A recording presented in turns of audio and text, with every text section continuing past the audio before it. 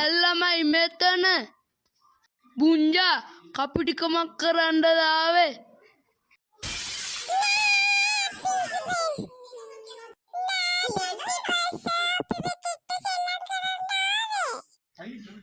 ගණ ගහපියව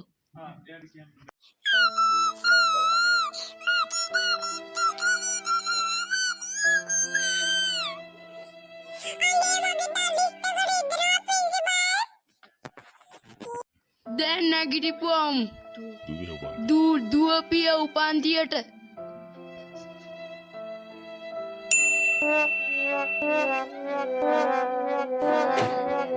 මේ ළමයි දෙන්නේ නෑ හරිම හිතුවක් කර අම්මටයි තාත්තටයි එන්න කියන්න